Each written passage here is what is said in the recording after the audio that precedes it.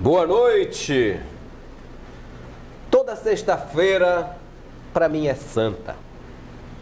Muito embora todos os dias sejam santificados, quando nós temos a felicidade rondando nosso coração, acompanhada de suas principais amigas, a coragem e a saúde. Assim a gente atravessa as semanas e é ao final de cada uma delas que a gente olha para trás com aquela sensação de missão cumprida por enquanto. É por isso que a gente se benze nessas sextas-feiras. Daqui uns dias teremos a mais santa de todas, mas até lá a gente vai vivendo, um dia depois do outro, sempre nas nossas batalhas, sempre através da vitória dos nossos irmãos, dos nossos concidadãos. E sobre essas vitórias nós falaremos hoje. Dessas vitórias e dessas lutas, porque nenhuma vitória é precedida de luta. O senhor sabe, a senhora sabe, tudo que vem fácil, vai fácil.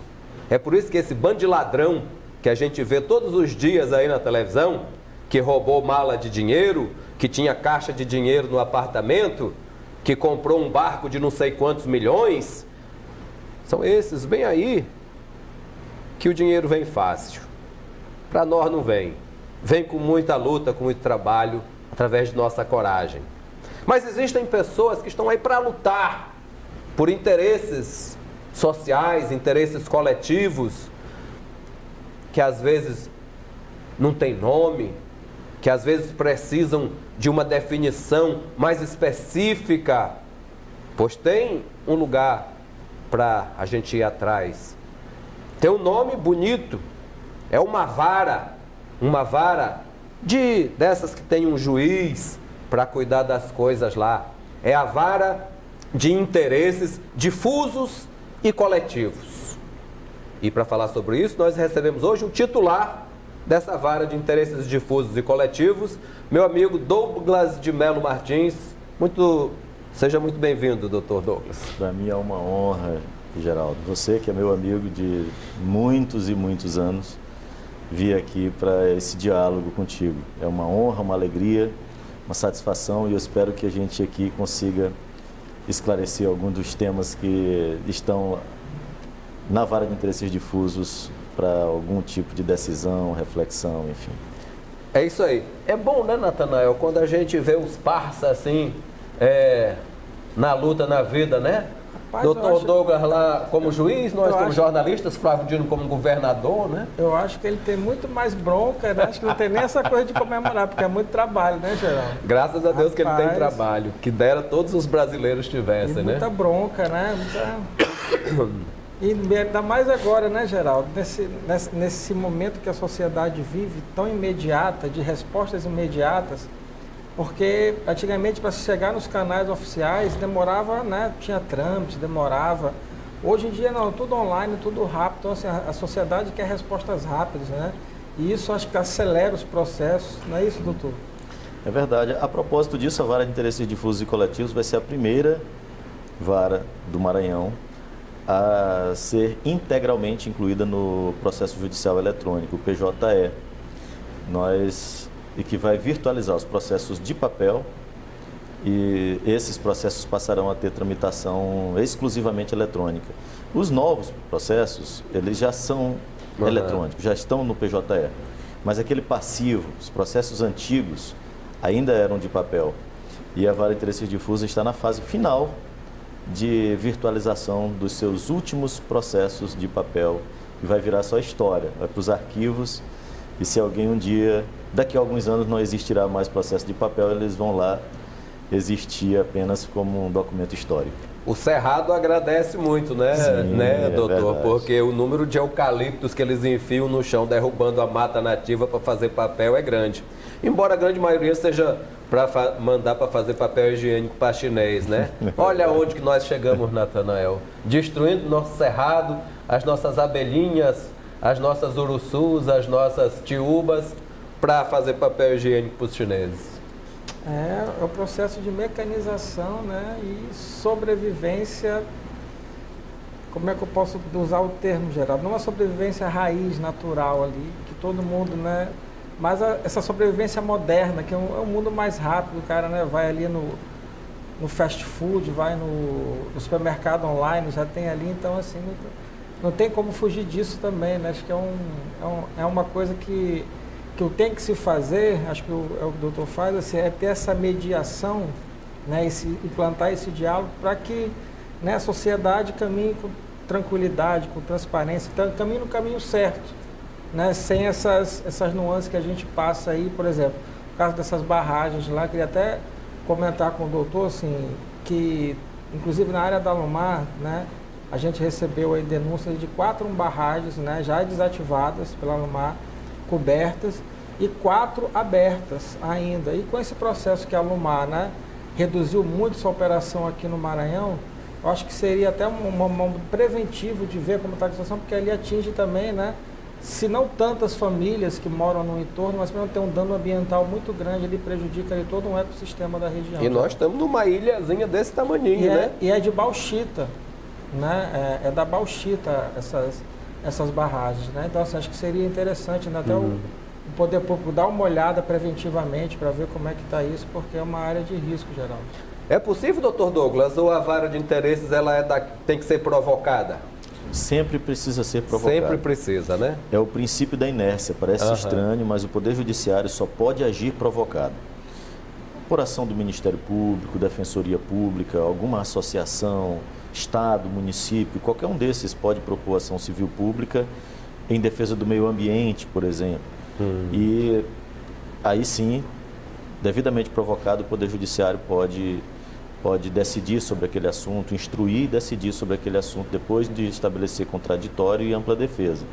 Mas em nenhuma hipótese pode o Poder Judiciário dar início a um processo. Infelizmente o STF parece que está querendo quebrar isso, né? E instaurar aquele processo lá, mas isso a gente conversa depois. Sim. Como é que os processos chegam para a sua área lá nos difusos e coletivos, doutor? É através da distribuição? Entra-se direto nessa vara? Diretamente na vara de interesses difusos e coletivos. Não tem distribuição. Os advogados já sabem que esse caso é lá e as assessorias de associações, é isso? Exatamente. Já se sabe, porque a vara de interesses difusos ela tem uma competência muito clara. Então, primeiro, eu aproveito a oportunidade aqui, porque muita gente não sabe. Eu até aqui e acolá sou perguntado na rua, mas o que são esses interesses difusos? Você pode resolver qualquer assunto? Não. Nós temos os juízes criminais que tratam das questões criminais, os juízes do civil, os juízes da família, fazenda pública. Cada um tem a sua competência, que, chamando aí com um termo mais simples para as pessoas entenderem, seria atribuição. Mas, tecnicamente, o correto é chamar de competência. A competência da vara de interesses difusos, o próprio nome já indica, interesses difusos. Os interesses difusos, a definição deles está lá no artigo 81 do Código de Defesa do Consumidor. Seriam aqueles interesses transindividuais, indivisíveis, de que são titulares pessoas indeterminadas, ligadas entre si por uma circunstância de fato. Os coletivos, porque também está no nome da vara, interesses difusos e coletivos. Os coletivos é quase o mesmo conceito. São os interesses transindividuais, indivisíveis, de que são titulares pessoas indeterminadas, só que vinculadas com a parte contrária por uma relação jurídica. Essa é a única diferença, a relação jurídica. Difuso, o que define é um fato puro e simples. Depois eu, exemplificando, fica mais fácil de entender. E os difusos, portanto, são o direito ao meio ambiente, o direito à saúde, o direito à educação, o direito à segurança pública, o direito ao lazer, o direito à assistência social. Então, esses são direitos do idoso, direito das pessoas com deficiência, acessibilidade. Enfim, esses direitos, o que nos dá o direito, digamos assim, ao meio ambiente equilibrado, é o simples fato de existirmos nessa cidade, morarmos nessa cidade. O meio ambiente equilibrado em São Luís é um direito de todos. Dá para dizer uma pessoa, não, é só meu direito ao meio ambiente equilibrado. Não, é de todos. Dá para dizer quem são as pessoas vinculadas? Não, é só fulano, ciclano. Não, todas as pessoas. indeterminadas as Beneficiando pessoas. uma, beneficia todas. Tem que beneficiar todas. E é o simples fato de residir numa determinada cidade, num determinado bairro, em uma determinada região. O direito à saúde é a mesma coisa. Pode ser negado o direito à saúde de alguém porque... não, mas você não faz parte de um determinado grupo social. Não, alguém é encontrado, por exemplo, desmaiado em um lugar, as pessoas levam para um hospital público. Ela tem o direito à saúde pelo simples fato de residir ou se encontrar em um determinado lugar. Esses são os direitos difusos. Os coletivos não, eles já são... É preciso que tenha uma relação jurídica. Eu poderia dizer, por exemplo, o direito das pessoas que usam a telefonia celular. Certo. É um grupo indeterminado de pessoas também, mas se esse serviço falhar, se tiver algum problema e for necessário a propositura de uma ação, o que vai definir é a relação jurídica que cada um dos consumidores tem com aquela determinada empresa que presta aquele serviço. Entendi. Então, há uma relação jurídica, então é coletivo. Quando a gente fala assim do direito ao bom serviço, ao serviço adequado de telefonia, é um direito difuso? Não. É um direito coletivo, porque há uma relação jurídica estabelecida entre quem contrata o serviço e a empresa que presta aquele serviço. Então, esses são os interesses difusos, são esses assuntos que os advogados, os promotores, os defensores públicos, eles já sabem. Quando é um problema em um hospital, por exemplo, que não está com o funcionamento adequado, aí já sabe, opa, é um direito difuso. Um dano ambiental qualquer, uma ocupação de uma área verde, uma invasão, uma venda de uma área verde, alguma coisa desse gênero. Opa, é uma questão ambiental, é o direito ao meio ambiente equilibrado, direito difuso. Vara de interesses difusos e coletivos, já sabe, não tem uma segunda, só existe uma. E até uma característica especial dessa vara é que as outras varas, elas são da cidade. Então, as varas criminal, por exemplo, vara de família, vara civil... Comarca de São Luís. Comarca de São Luís, ou comarca de Passo do Lumiar, comarca de São José de Maracassumé, Raposa. Já a vara de interesses difusos, ela não é de São Luís, ela é da ilha. Então, até porque é muito difícil, como é que você vai proteger o meio ambiente de um determinado rio que começa em Ribamar, passa por Passo do Lumiar, chega a São Luís, ou o inverso, enfim, é muito mais adequado esse formato de organização. Então, a vara de interesses difusos, ela é da ilha de São Luís. Como é que se chegou a essa divisão, doutor? Porque é um fato curioso, né? Finalmente é municipal, estadual, como é que você da ilha de São Luís? Foi uma decisão do Tribunal de Justiça ao fazer a proposição. Recentemente nova a vara, né? É recente. Essa vara foi instalada em 2013. Olha aí. 2013. Sim, aí são poucos anos desde a sua instalação. É recente, né? Mas de lá para cá, quando foi assim aprovado, definiu-se que ia ser da ilha de São Luís. Um dos motivos é a questão ambiental. Porque é muito difícil você separar a proteção do meio ambiente de um bairro que começa em um município, um riacho, um rio, que começa em um determinado município, termina em outro. Então, esse modelo é muito correto, muito adequado. E uma das preocupações que se tinha era que talvez o número de processos um juiz não desse conta. Mas o ideal...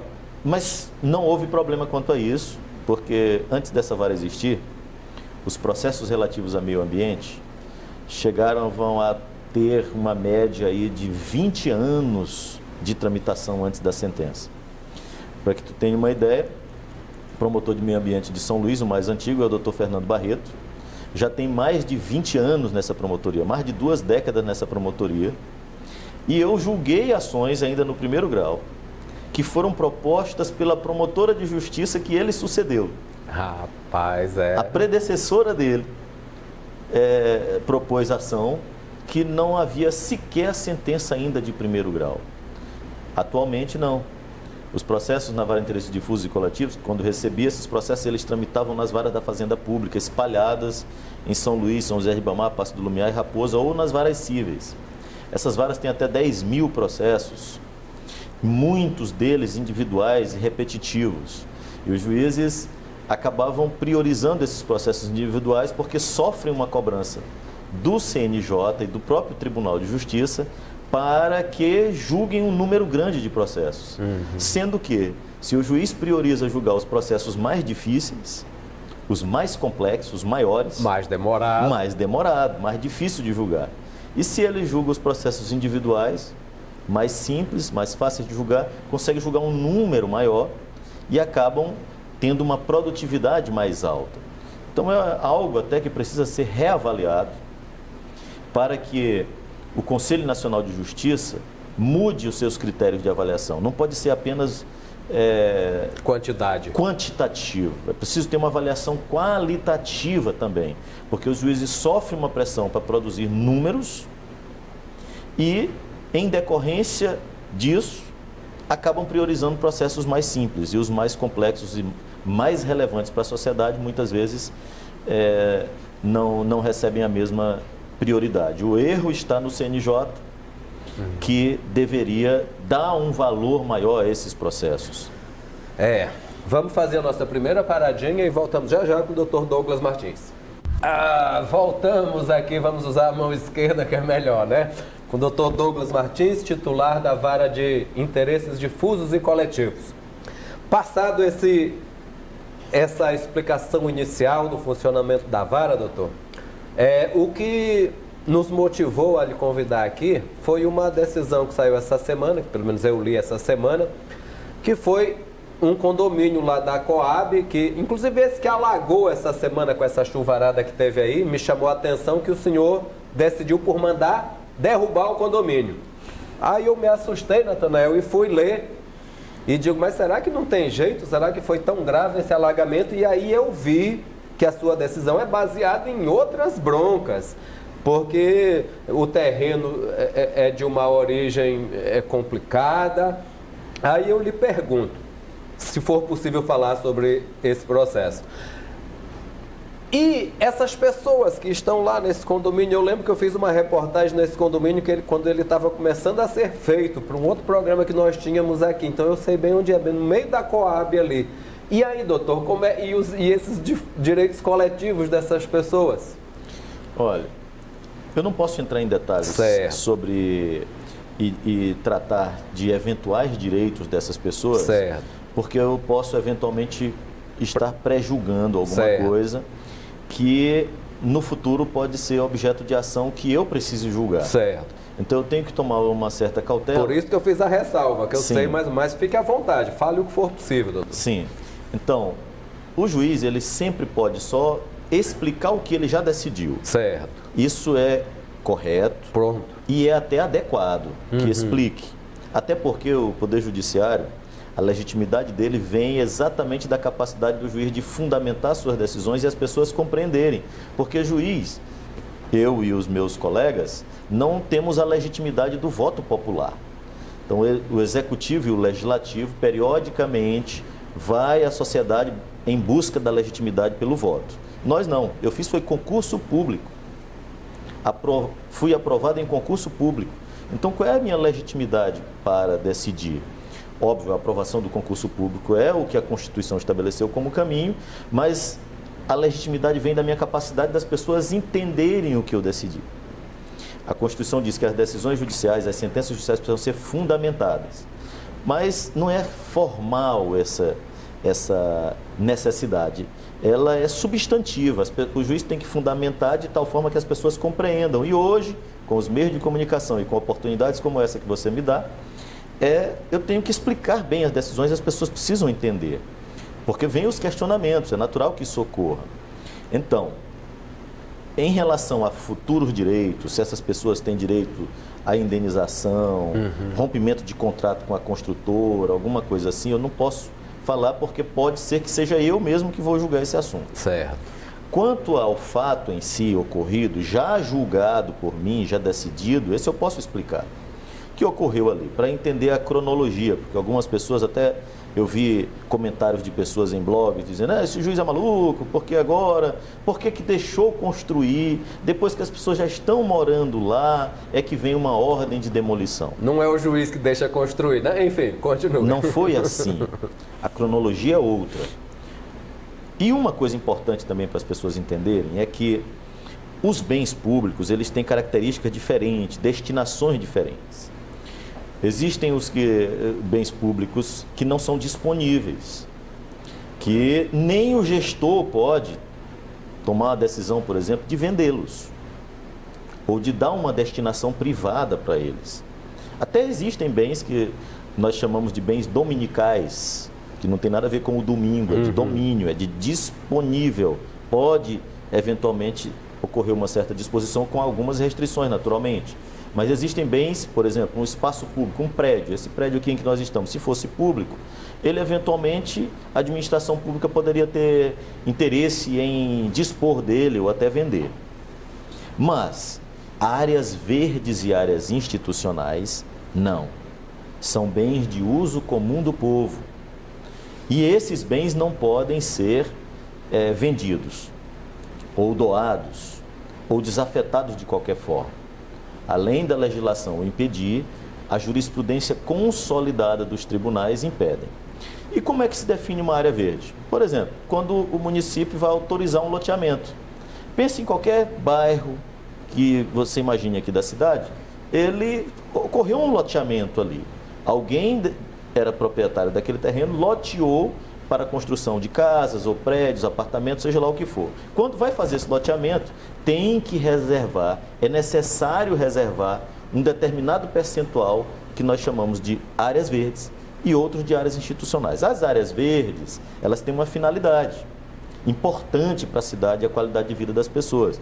Áreas verdes, por exemplo, pode ser construído parques, praças, áreas, enfim, de lazer para as pessoas todas usarem.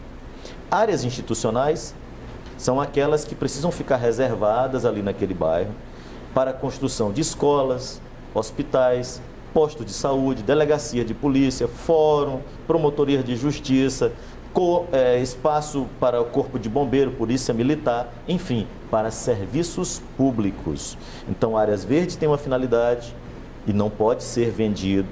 Áreas institucionais também têm a sua finalidade. Qual que poderia ter sido eventualmente vendido? Se fosse áreas, terras públicas dominicais. Não era o caso. Esta área, segundo informações do próprio município, quando do loteamento ela estava reservada como área verde. Por esse motivo, quando a construtora, depois de ter adquirido esse terreno da Emarc, muitos anos atrás, pediu o alvará para construir esses prédios e o município não concedeu o alvará. Não concedeu o alvará dizendo, opa, aqui não pode ser construído, aqui é área verde. Por ser área verde. Em 2014, inclusive, na vara de interesses difusos, exatamente a vara de interesses difusos, esse esclarecimento é importante para as pessoas que ficam questionando, mas doutor, só agora que o senhor descobriu isso e resolveu mandar demolir? Não, em 2014, a vara de interesses difusos e coletivos proibiu que lá fosse construído, com o mesmo fundamento. Ainda não tinha começado. Não tinha iniciado ainda, proibindo a construção.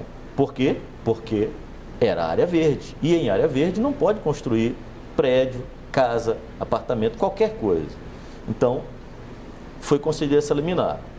A empresa recorreu. E esse assunto subiu ao Tribunal de Justiça e lá foi concedida uma liminar autorizando a construção. Ora, há uma insegurança. Esse recurso lá no tribunal nunca foi julgado ainda. Então, o que ocorre?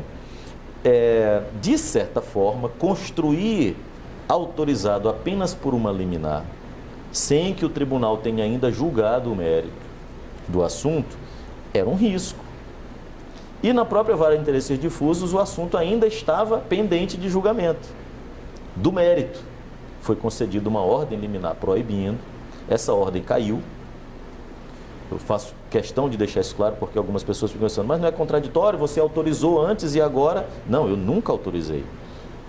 A vara de interesses difusos e coletivos, tanto os juízes que me antecederam, quanto eu, nunca autorizaram esta construção. E agora veio a sentença de mérito. Depois de estabelecer o contraditório, ampla defesa, veio o julgamento. Esse assunto é muito arriscado, por quê? Mesmo que esse assunto, eventualmente, a maioria das câmaras do Tribunal de Justiça aqui do Maranhão, quando vão julgar o mérito desses assuntos, tem entendido, a maioria dos desembargadores do próprio Tribunal de Justiça tem entendido que a área verde não pode ser desafetada. O Superior Tribunal de Justiça, em Brasília, igualmente entende, a área verde não pode ser desafetada, não pode ser vendida, não pode ter construção. Então, optou-se por uma construção sustentada em uma liminar, que ainda não foi julgada pelo Tribunal de Justiça e que, naturalmente, tem os seus riscos. Pode acontecer de lá na frente o tribunal até reformar a minha sentença e confirmar a liminar que foi concedida anteriormente. Mas pode também acontecer o inverso. O tribunal, nas suas câmaras cíveis, podem entender que, como se trata de área verde, não pode ter a construção. E aí o risco? A mesma coisa. E mesmo que o tribunal decida dessa forma, de que pode, esse assunto vai ao Superior Tribunal de Justiça em Brasília, que também tem jurisprudência consolidada no sentido de que em área verde não pode ser desafetada. Então ali há uma situação hoje de uma certa insegurança para a construtora que optou por construir e de insegurança também para as pessoas que adquiriram esses imóveis. E é claro, naturalmente, que eu fico na expectativa também, vocês me conhecem, todos que nos ouvem aqui sabem o quanto eu prezo pela conciliação, pela solução mediada das coisas. Neste processo não foi proposto um meio termo, uma solução intermediária. Ninguém chegou assim, vamos encontrar uma solução. Ninguém propôs na vara de interesses difusos que, por exemplo, olha, a empresa vai comprar uma outra área bem próxima aqui em que não tem nada construído ainda e vamos transformar em área verde. Vamos plantar árvores, vamos Mas é organizar. Possível isso? Olha, é uma jurisprudência possível. É uma jurisprudência possível, é uma alternativa e uma que não foi posta. artimanha desses caras, o senhor não pode falar isso, mas eu e Natanael podemos, não é Natanael? É todo mundo passando por cima da lei, passando por aquilo que é correto, passando por cima da autorização da prefeitura, para ir fazer a baderna deles, para depois ver no que é que dá. Eu sei que o senhor não pode falar isso, mas é exatamente isso que acontece, como aquele sujeito que enfiou aquele prédio em cima da avenida, bem ali, de não sei quantos andares, sabendo que depois ninguém ia atirar. Perdoe a indignação, doutor, mas estou errado, Natanael? Não, Geraldo.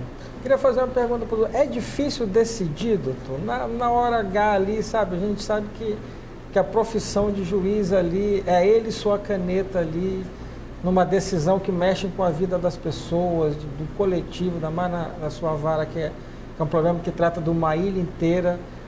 Dá para dormir tranquilo assim, todo dia tendo que decidir, doutor? Pode respirar. Responde no próximo bloco. A gente volta já já. Voltamos. E então, doutor, Natanael perguntou como é que é esse momento da decisão, se é difícil, o pessoal como é que fica? É muito difícil julgar.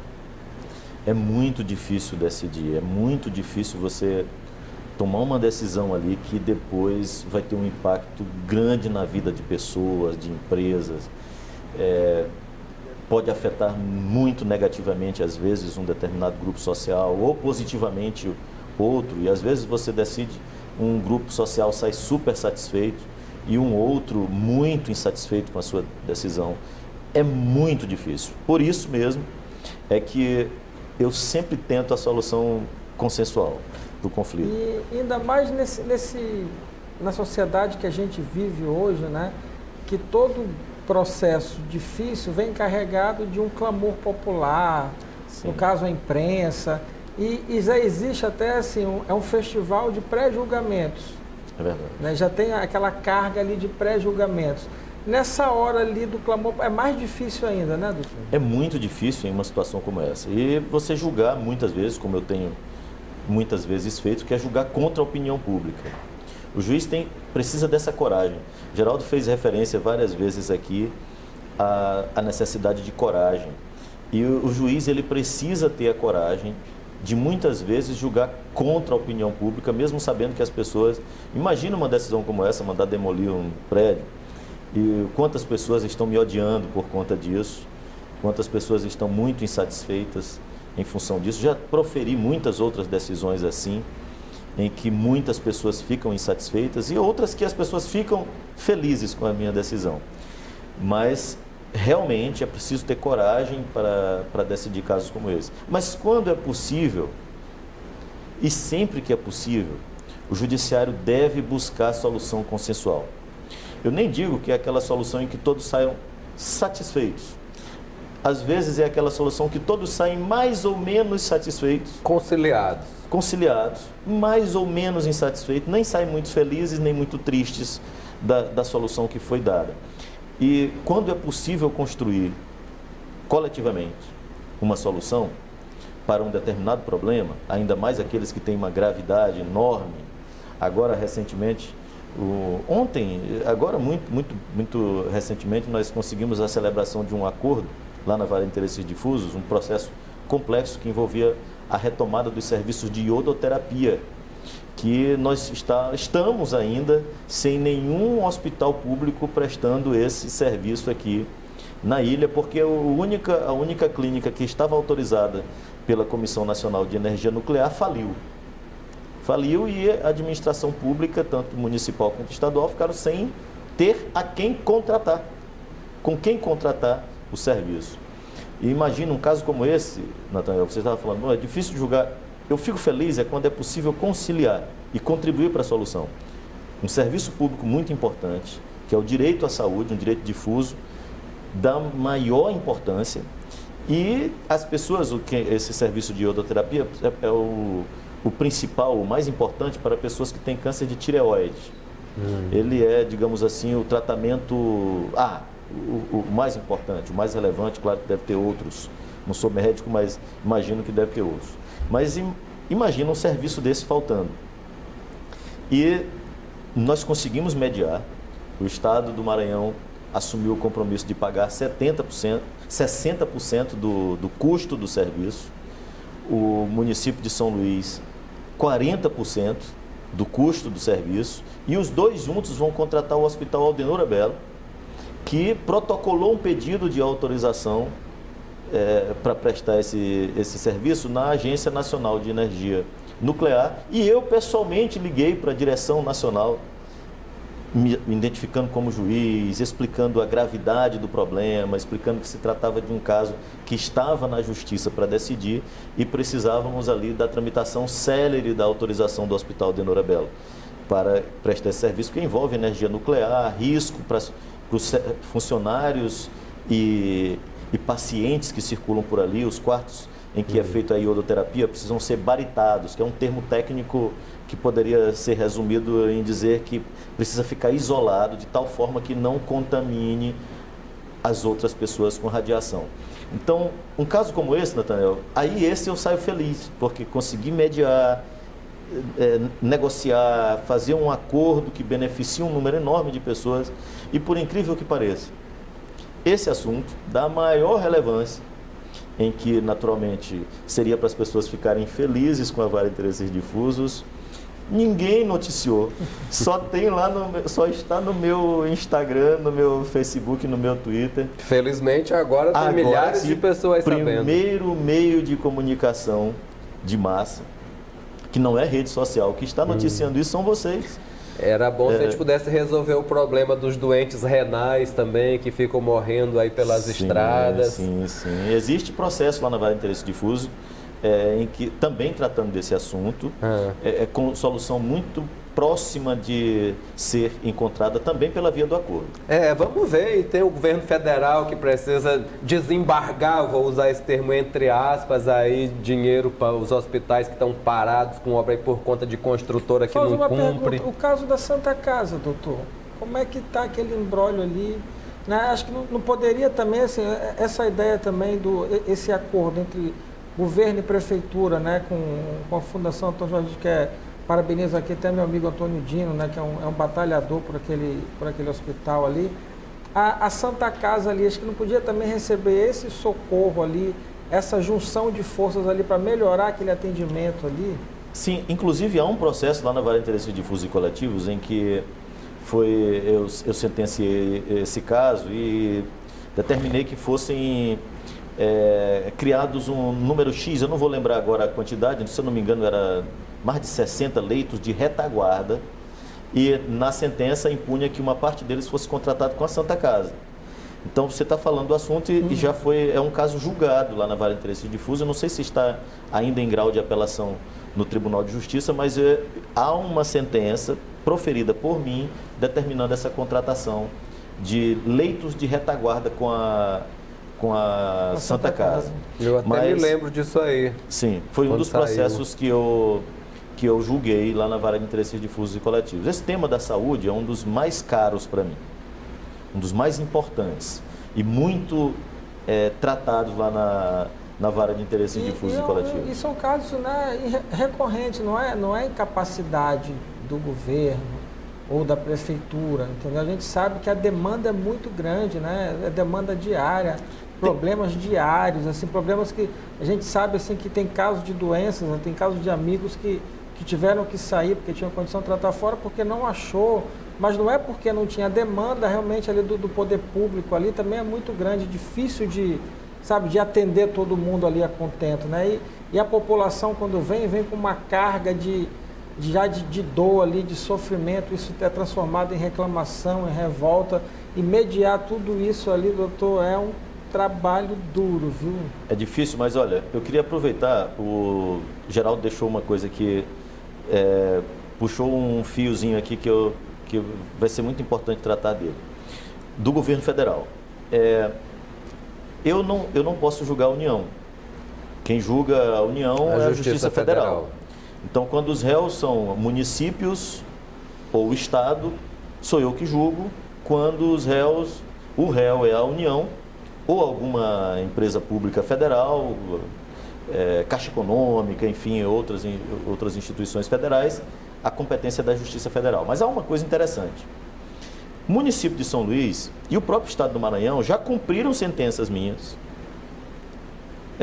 mandando, por exemplo, aumentar o número de vagas em hospitais. Dou o exemplo do Socorrão. Socorrão, eu fui fazer inspeção no Socorrão e havia aquele número enorme de pessoas. Socorrão 1, havia aquele número enorme de pessoas nos corredores. Há uma determinação para que dobrasse o número, aumentasse o número de vagas de UTI, na expectativa de que, aumentando o número de vagas de UTI, diminuísse, inclusive, a necessidade de pessoas ficarem nos corredores, além de diminuir até a necessidade de todo dia ter alguém pedindo liminares na justiça para conseguir uma vaga em UTI. Pois bem, o município cumpriu. Tinha, se não me engano, 8 vagas de UTI, criou mais 12 para cumprir sentença da Vara de Interesses Difusos e Coletivos, totalizando 20 vagas de UTI no Socorrão 1. E essas vagas nunca foram credenciadas pelo governo federal. O município de São Luís cumpriu a sentença, abriu novas vagas de UTI, mas precisa receber o recurso do SUS. Protocolou esse pedido, eu tenho informação fornecida pela própria Secretaria de Saúde do município, que já protocolou esse pedido no Ministério da Saúde e até hoje não foi deferido para que o município receba o recurso federal do SUS. Para sustentar mais essas 12 UTI vagas que são caríssimas. De UTI. A mesma coisa aconteceu com o Estado do Maranhão. Tem sentença proferida por mim determinando o aumento de vagas de UTI no Hospital Carlos Macieira e em outros hospitais. O Estado cumpriu, criou essas vagas, protocolou os pedidos segundo informações prestadas pelo próprio Estado na Vara de Interesses Difusos e Coletivos, mas o governo federal, o Ministério da Saúde, não credenciou. Então, o Estado precisa, as vagas criadas para cumprir a sentença da Vara de Interesses Difusos não estão credenciadas. O Estado precisa bancar com recursos próprios essas vagas de UTI criadas. Então, é uma situação difícil, que talvez precisasse de ações também na Justiça Federal para obrigar a União a credenciar as vagas criadas nos municípios e no Estado. E aí sim o Estado do Maranhão receba esses recursos, os municípios recebam esses recursos do SUS para que o serviço seja de melhor qualidade. É uma pena que o efeito dominó, Natanael, só serve quando é para destruir com direito de pobre, né? Que nem a reforma trabalhista, que cai um aqui que vai derrubando outro ali. Era bom se fosse assim. A gente acionasse o município e vai para o estado e vai lá para a União, né? E eu não quero agorar nada não, mas vai ser difícil esse novo governo aí. Ô, seu Mandetta! Né? Seu Mandetta! Ainda mais com essa carga desse viés ideológico, essa palavra que não sai da boca do nosso presidente, né? E ele só causa mal com isso. Vão achar que essas vagas só para tratar comunista de esquerda e... Então, mas, Douglas, o programa é um programa sério. Recebemos aqui pessoas que fazem a diferença na nossa comunidade, sejam juízes, promotores, políticos, líderes comunitários, artistas, cientistas da Universidade Federal. Mas daqui ninguém sai sem fazer uma brincadeirinha que nós temos aqui, que é o bloqueia ou compartilha.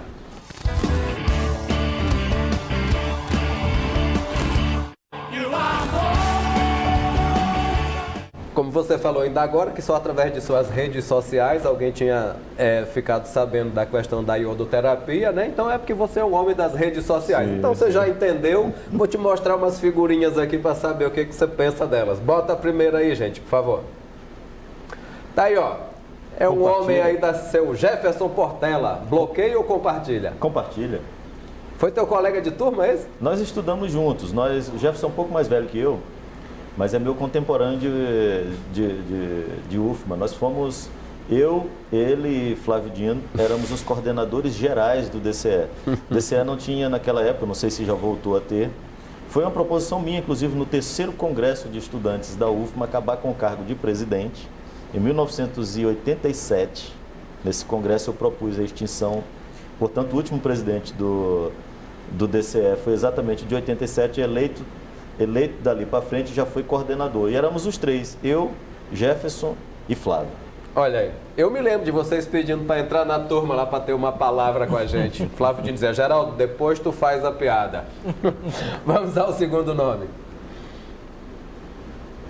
Aí, ó, quero saber se você bloqueia ou compartilha o ex-presidente José Sarney. Olha, compartilho. O presidente Sarney é um ilustre maranhense, né? Ele tem uma relevância no país gigantesca, foi uma figura pública histórica, né, muito importante para o país e para o estado do Maranhão, naturalmente, claro, sem discussões sobre se os governos foram bons ou ruins, sem esse aspecto. Eu estou fazendo apenas uma análise como maranhense, como a figura histórica que ele representa, eu compartilho. A instituição José Sarney, entendido, doutor? Sim. Terceiro nome. Tá aí, ó, e esse aí, o seu bloqueio compartilha, o ministro Sérgio Moro. Olha, compartilho também, eu acho que foi um juiz que presidiu uns processos muito importantes, deu decisões polêmicas, é uma figura que se arriscou bastante ao assumir esse cargo de ministro, está agora vivenciando uma outra realidade, pagando caro por isso, eu acho. Está comendo pão que o diabo amassou e dormido, né? Sim, mas...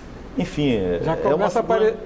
Compartilho também com o mesmo sentido que dei para compartilhar o presidente Sarney, que é uma figura histórica, uma figura importante. A história vai julgá-lo também. Pode inclusive condená-lo por algumas atitudes. O próprio fato dele, depois de ter dado decisões tão importantes envolvendo a condenação do ex-presidente Lula, que é uma figura importantíssima para o país também.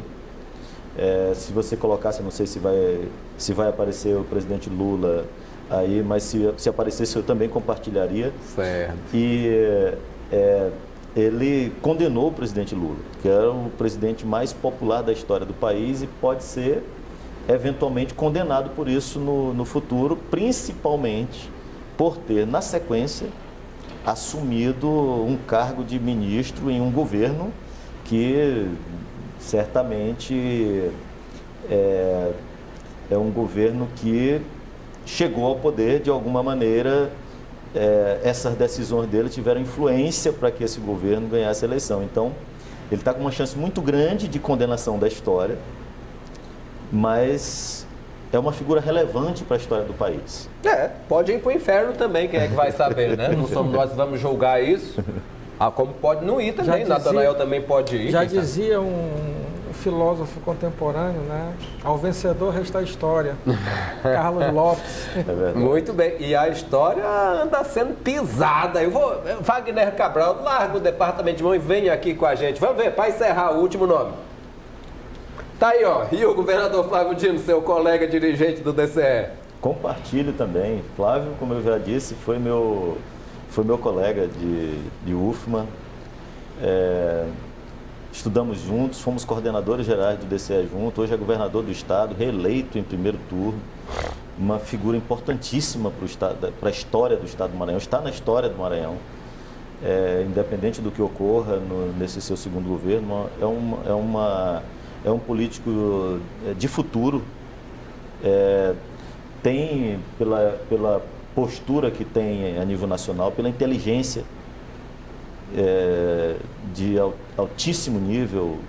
Convivi com o Flávio, hoje não tenho tanto contato mais, mas convivi, é uma das pessoas mais inteligentes que eu conheço. E por esses motivos todos eu compartilho. Acho inclusive, tal como o presidente Sarney, que se tornou uma figura nacional, Flávio já é uma figura importante para o país. E não se assustem, não se surpreendam se mais adiante vier a ser eleito presidente da República. Sem que ele caia no colo, inclusive, né? Como em outros aí.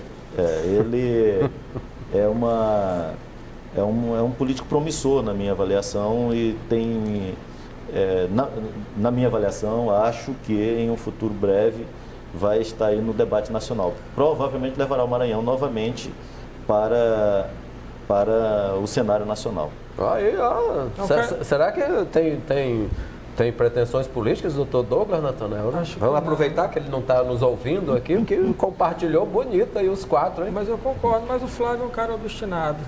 Flávio conheço ele desde pequeno. Disciplinado.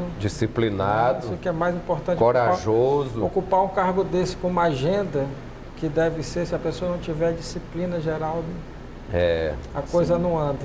Eu me lembrei agora de nosso amigo que gostava de falar da entourage. Deixe quieto. Doutor Douglas, tem que ser 2 programas sempre com o senhor. Muito obrigado por ter reservado um tempinho para nós. Eu é que agradeço pela oportunidade de sempre te reencontrar. Amigo também. Tu não te colocou ali para eu compartilhar? Não, eu apareço na abertura. Mas era para compartilhar. Você é um amigo muito querido, de muitos anos. E cada vez que você me dá a oportunidade de vir aqui, ainda mais para discutir assuntos tão relevantes, eu só tenho aqui a agradecer. Muito obrigado. Muito bem. Presidente, parabéns por mais uma vitória ontem. Não terminou ainda, domingo, né? Jogo mais difícil domingo, vamos para cima de novo com a mesma força de vontade e determinação em busca aí de chegar nessa final, Geraldo. É isso aí. Torando baixo, o capim pro gado e pro jumento, e vamos botar as galinhas para pegar o que sobrar de inseto por aí. O senhor que está em Primeira Cruz, está em Alcântara, um abraço para meu amigo Cláudio. Terminamos agora de um jeito mais descolado. Grande abraço, até segunda-feira. Temos a CGU aqui. Até lá.